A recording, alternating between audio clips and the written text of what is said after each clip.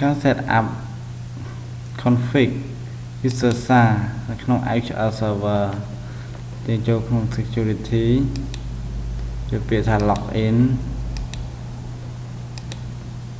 សារមកស្ដាំយកពាក្យ property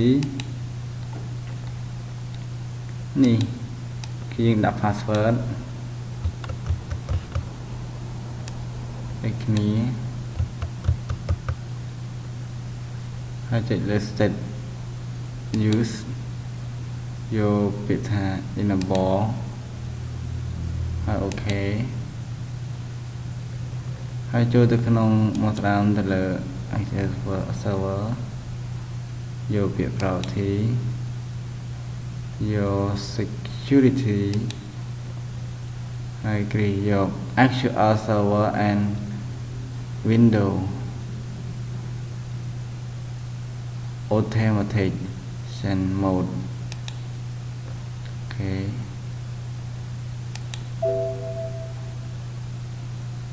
some config change is take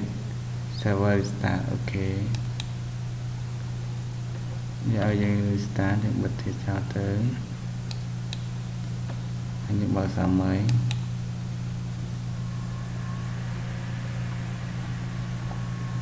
ហើយ log ចូល user សារ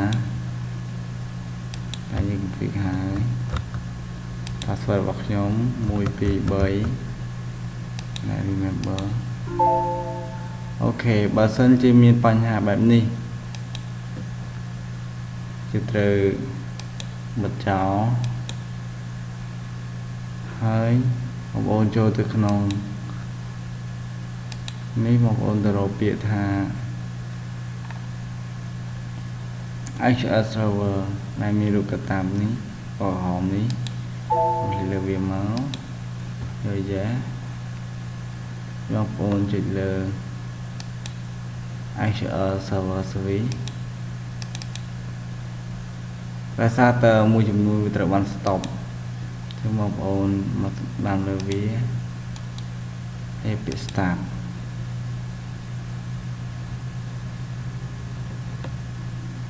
អូខេអានេះមិនបាច់កំបាំងដែរប៉ុន្តែអានេះបងប្អូនខ្ញុំថាឲ្យវាបើកមកដើម្បីឲ្យវារ៉ាំ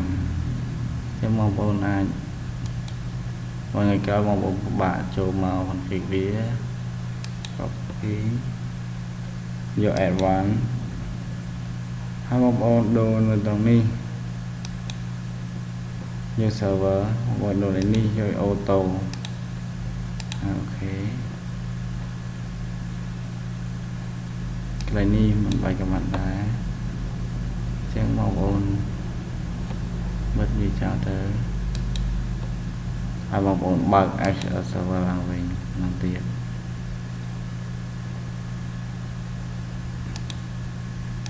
HL server user password 123ដែរហើយ connect នេះដោយសារតែ HL server របស់យើងវា error អញ្ចឹងកន្លែងនេះតម្រូវឲ្យយើង restart computer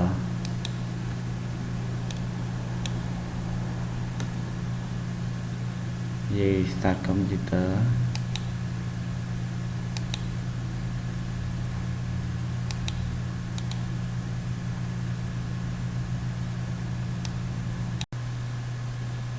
អូខេ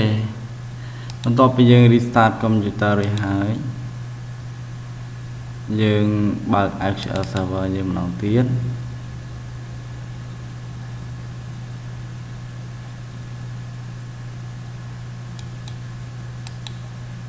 ដោយសារតែ computer យើងទៅ restart យើងយឺតបន្តិច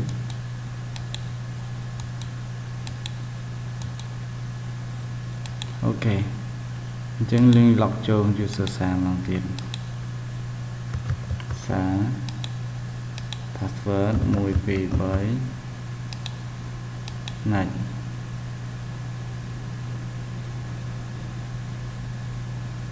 អូខេហើយពេលនេះយើងអាច log ចូល user សារបានហើយបាទអរគុណ